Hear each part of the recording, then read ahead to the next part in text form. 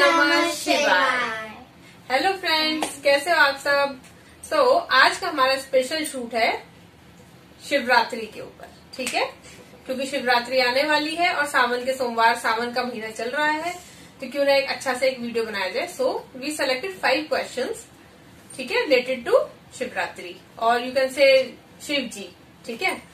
तो I hope आपने thumbnail पे थोड़ा सा आइडिया ले लिया होगा कि किस टाइप का ये वीडियो जाने वाला है। Let's start. तो आज लेकिन एक अलग चीज होगी कि आज इसमें बच्चे क्वेश्चन पूछेंगे और मैं आंसर दूंगी। नॉर्मली मैं क्वेश्चंस पूछती हूँ और बच्चे आंसर देते हैं, ठीक है। ओके, तो स्टार्ट करते हैं। मामा, तो मैं आपसे ये क्वेश्चन पूछना चाहता हूँ कि आप हमसे हमेशा पूजा कराती हो, तो फिर क्या हमें शिवलिंग पर जल खड़े होकर चढ़ाना चाहिए या बैठकर?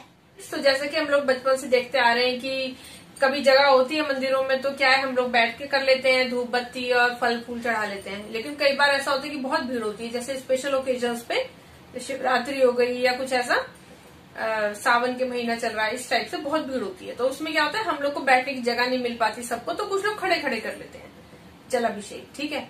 तो मैं इसमें ये बताना चाहती हूँ कि शिवलिंग 2 प्रकार के होते हैं मंदिरों में, ठीक है।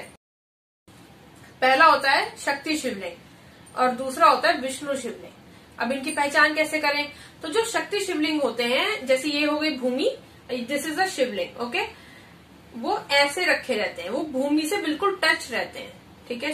जो शिवलिंग भूमि से टच हो उसे कहते हैं शक्ति शिवलिंग। जो शिवलिंग भूमि से टच ना हो, किसी फ्रेम के ऊपर हो, ठीक है, उनके नीचे थोड़ा सा इस टाइप का हो और उसके ऊपर वो शिवलिंग टिका हुआ हो, उसे कहते हैं विष्णु शिवलिंग। इसे ऐसे भी कहा जाता है कि विष्णु जी और ब्रह्मा जी के हस्त कमल पे रखा हुआ शिवलिंग को बोलते हैं विष्णु शिवलिंग, ठीक है। तो जो शक्ति शिवलिंग होते हैं उनके ऊपर जल हमेशा बैठकर चढ़ाना चाहिए, लेकिन जो विष्णु शिवलिंग होते हैं उनके ऊपर हमेशा जल खड़े होकर चढ़ाना चाहिए। इनके ऊपर जो जलधारी लगती है शक्ति शिवलिंग के ऊपर, हम उसे 5, 10, 15, 20 आधा घंटे के बाद में उस जलधारी को हटा भी सकते हैं, या फिर अगर उसमें जल खत्म हो गया है तो हम उसे हटा के रख सकते हैं।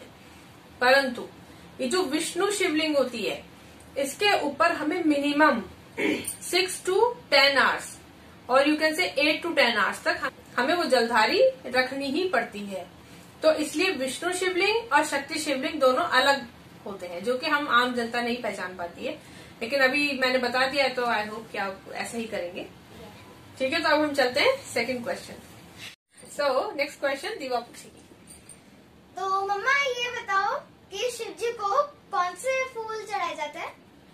शिव जी को वैसे तो बहुत सारे फूल पसंद है, लेकिन उसमें जो फर्स्ट नंबर पे आता है वो है आंख का पुष्प, ठीक है। सेकंड पे आता है शमी का पुष्प और थर्ड पे आता है सरसों का फूल, सरसों का पुष्प। वो क्या होता है, जिससे राई बनती है, सरसों का तेल निकलता है ना, तो वो उससे पहले एक फूल आता है उसी उस पे, ठीक है, येलो कलर का। तो वो फूल शिव जी को बहुत प्रिय है, ठीक है। तो वो इजीली अवेलेबल भी हो जाता है, ऐसा नहीं। नेक्स्ट क्वेश्चन पूछेगा तेजस। ओके तेजस, आस्क मी। फिर मम्मा मेरे तुमसे ये पूछना है कि शिव जी को धतूरा क्यों चढ़ाया जाता है? धतूरा क्यों चढ़ाया जाता है शिव जी? ओके, इसका बहुत अच्छा आंसर है कि हम डेली लाइफ में जाने अनजाने कितने सारे झूठ बोलते हैं। जैसे तुम बोल देते हो, मम्मा ये पानी मुझसे नहीं गिरा, जबकि गिरा होता है। मम्मा होमवर्क तो हमने कर लिया, लेकिन होमवर्क नहीं किया होता है। या हम बस अभी आए 2 मिनट्स, जबकि वो 2 मिनट्स 20 मिनट्स होते हैं। तो ये वाले जो झूठ होते हैं, इन सबको नष्ट करने के लिए धतूरा चढ़ाया जाता है शिव जी के ऊपर, ठीक है। तो इसके ऊपर एक छोटी सी बात है कि सबसे पहले ये किसने चढ़ाया था? सबसे पहले धतूरा शिव जी के ऊपर ब्रह्मा जी ने चढ़ाया था। ब्रह्मा जी के सबसे स्टार्टिंग में 5 सर हुआ करते थे, तो उनसे एक भूल हो गई थी, जिस वजह से उनका एक सर काट दिया गया था। काटने के बाद में ब्रह्मा जी ने स्तुति की शिव जी की, तब जाके शिव जी प्रसन्न हुए और तभी उन्होंने उस झूठ जो उन्होंने बोला था, उस झूठ को नष्ट करने के लिए, उस असत्य वचन को नष्ट करने के लिए धतूरा अर्पित किया था शिव जी को, ठीक है। ये है, तो हमें क्या करना चाहिए, कम से कम 6 मंथ्स में या ज्यादा से ज्यादा 1 ईयर में, जैसे शिवरात्रि टू शिवरात्रि कर लो चाहे, धतूरा जरूर अर्पण करते रहना चाहिए, जिससे कि हमारे पिछले जितने भी हमने झूठ बोले हैं, असत्य कहा है, चाहे तो जान के कहा है चाहे अनजाने में कह दिया हो, वो सब नष्ट होते रहते हैं। ठीक है, क्योंकि हमारे धर्म में प्रायश्चित करने का बहुत बड़ा विधान है, तो हमें इसका लाभ उठाना चाहिए। ठीक है, पर इसका मतलब ये नहीं है कि हाँ ठीक है धतूरा चढ़ा दिया, नेक्स्ट ईयर और झूठ बोलेंगे। ठीक है हाँ, कभी भी लैगिंग स्टार्ट करते हैं बच्चे। ओके, सो नेक्स्ट क्वेश्चन पूछेगी दीवा। ठीक है। सो मम्मा, जो पापा पहनते हैं रुद्राक्ष, वो कहाँ से आया? ओके, रुद्राक्ष, ठीक है, तो वो तो उन्होंने बहुत स्टार्टिंग से पहना हुआ, आई थिंक 10-11 ईयर्स तो मेरे सामने हुए देखते देखते। सो प्यारे बच्चों, तुम्हें जान के बहुत ज्यादा शौक लगने वाला है कि रुद्राक्ष कहाँ से आया। शिव जी के, भगवान शिव के आंसुओं से आंसुओं से? हाँ बिल्कुल, आंसुओं से रुद्राक्ष की उत्पत्ति हुई थी। चलिए सुनाते हैं। पुराणों में कथा आती है इसको लेके कि क्या हुआ था। एक बार भगवान शिव अपने मन को बस में करके दुनिया के कल्याण के लिए 100 ईयर्स तक उन्होंने तप किया। ठीक है, अचानक से एक दिन उनका मन ना दुखी हो गया। उन्होंने आंखें खोली, तभी कुछ आंसू उनके आंखों से टपक के वो गिर गए। ठीक है, आंखों से आंसू निकल गए, बूंदे कुछ गिर गई धरती पे, और वहीं पे रुद्राक्ष का वृक्ष उत्पन्न हो गया। ठीक है, तो ऐसा कहते हैं कि अगर शिव पार्वती को प्रसन्न करना हो तो हमें हमेशा उनकी कृपा प्राप्त करनी हो तो वो रुद्राक्ष अपने गले में धारण करना चाहिए। चाहे तो एक रुद्राक्ष पहन ले, चाहे तो पूरी माला पहन ले, जैसे कंफर्टेबल फील करें।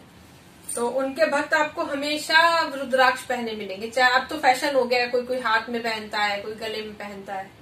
ठीक है, पर पहनना चाहिए। समझ आगे रुद्राक्ष कहाँ से आया? हाँ, शिव जी के आंसुओं से। करेक्ट। तो अभी नेक्स्ट क्वेश्चन है जो लड्डू पूछेगा। पूछो लड्डू। मम्मा, हाँ? शिव जी का अभिषेक किन किन चीजों से करते हैं? शिव जी का अभिषेक के लिए वैसे तो बहुत सारी वस्तुओं का यूज किया जाता है, लेकिन फिर भी मिल्क, कर्ड, शुगर, हनी, घी, पुष्प, चावल, बेलपत्र और बहुत सारी चीजें ऐसी।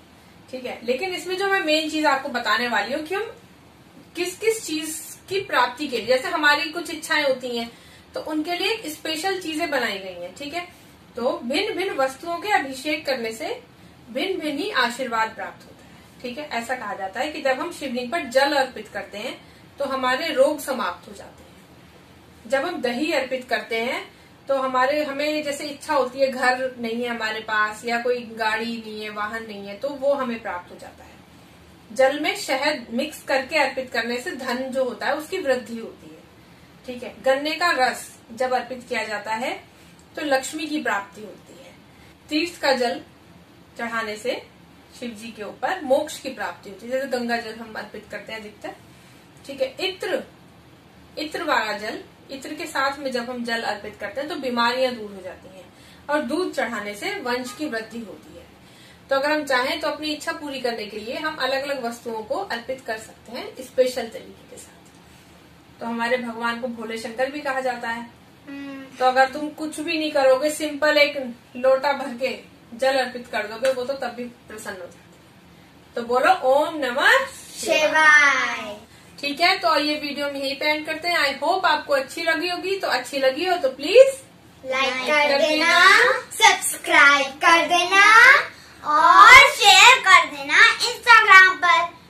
हाँ ओके, ठीक है, इंस्टाग्राम पे भी आप हमें फॉलो कीजिए, उसमें हम बहुत अच्छी अपनी रील्स डालते रहते हैं। और उन्हें वॉच तो जरूरी करना। हाँ ठीक है, आप चेक कर सकते हैं। ठीक है, इंस्टाग्राम का लिंक उसमें नीचे भी है। ठीक है, तो ठीक है, मिलते हैं फिर नेक्स्ट वीडियो में। ओम नमः शिवाय।